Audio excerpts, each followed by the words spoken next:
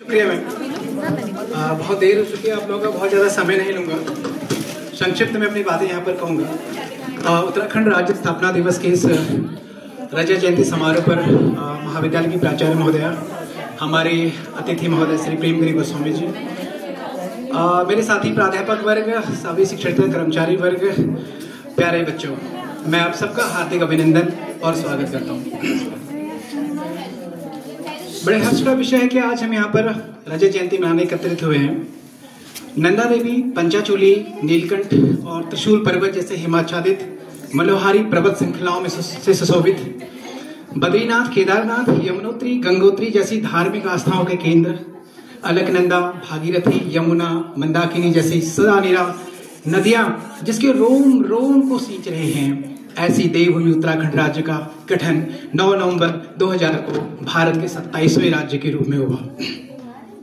इतना प्यारा और सुंदर राज्य हमें ऐसे ही नहीं मिला। इसके लिए हमारी माताओं ने, बहनों ने, युवाओं ने, बुजुर्गों ने अपना खून पसीना बहाया है। उत्तराखंड राज्य आंदोलन की कहानी संघर्षों की कहानी है। आइए इस पर थोड़ा संक्षिप्त में बात करते हैं। सर्वप्रथम उत्तराखंड राज्य आंदोलन की जो शुरुआत हुई थी 1950 में, पहाड़ के अलग राज्य, वो केवल उत्तराखंड के लिए नहीं हुई थी, अलग जैसे हिमाचल है, तमाम पहाड़ी राज्यों के लिए हुई थी कि पहाड़ के अलग राज्य, इस विचार के साथ। इसके बाद 1952 में इंद्रमणि बडोडी ने उत्तराखंड राज्य की मांग उठाई और तत्पश्चात आंदोलन को राजनीतिक स्वर देने के लिए एक राजनीतिक दल का गठन हुआ जिसका नाम है उत्तराखंड क्रांति दल। राज्य आंदोलन बहुत संघर्षों का आंदोलन है, शहादतों का आंदोलन है। इस आंदोलन में जो सबसे खतरनाक जो वर्ष आया वो आया 1994 का।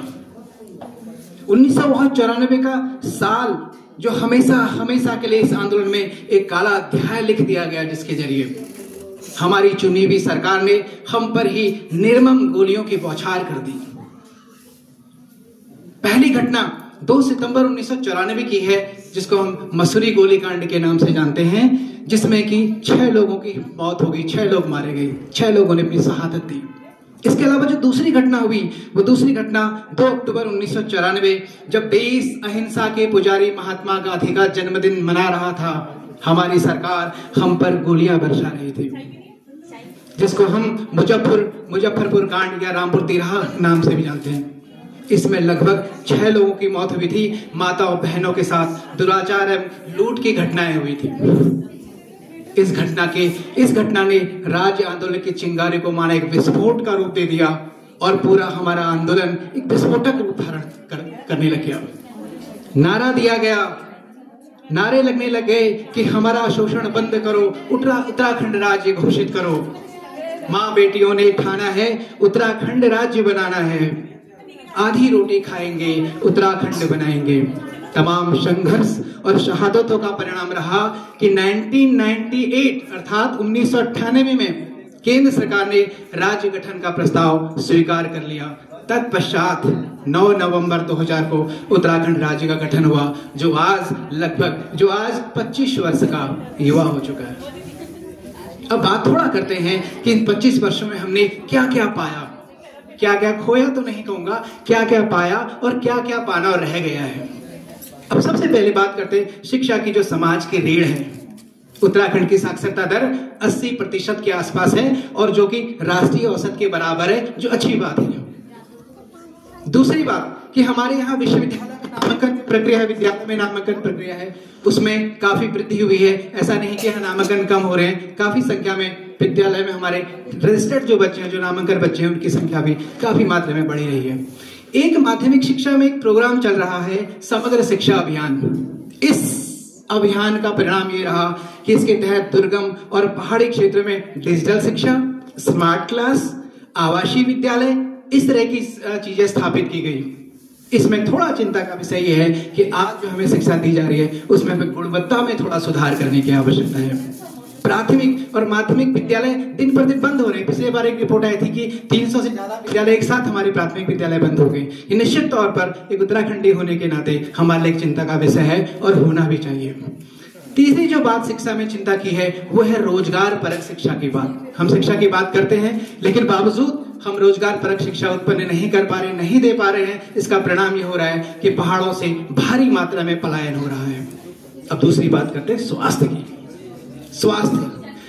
स्वास्थ्य के क्षेत्र में MMR और IAMR, MMR in the sense मातृ मृत्यु दर और IAMR इन द सेंस कि शिशु मृत्यु दर, इन दोनों में उत्तराखंड राज्य बनने के बाद काफी हद तक कमी आई है, जो हमारे लिए एक अच्छा संकेत है।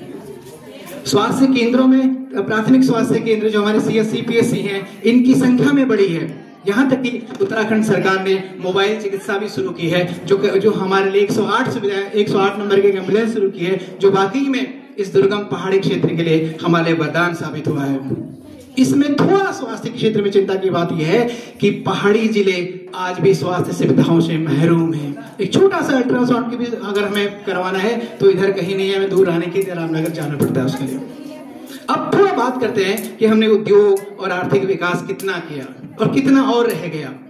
उत्तराखंड के GDP लगभग 7 से 8% के आधार पर विकास बढ़ोतरी बढ़ रही है, जो कि एक संतोषजनक माना जा सकता है, खराब तो बिल्कुल नहीं माना जा सकता। उत्तराखंड में सिडकुल औद्योगिक क्षेत्र ने राज्य को एक अलग से पहचान दी है, जो वाकई यहाँ के युवाओं को रोजगार प्रदान कर रहा है। ऑटोमोबाइल्स का क्षेत्र, फार्मास्यूटिकल का क्षेत्र, इलेक्ट्रॉनिक्स का क्षेत्र, इन आदि क्षेत्र में कई राष्ट्रीय और अंतर्राष्ट्रीय कंपनियां उत्तराखंड में स्थापित हुई हैं। निश्चित तौर पर उत्तराखंड के विकास में, उत्तराखंड की प्रगति में इनका योगदान है।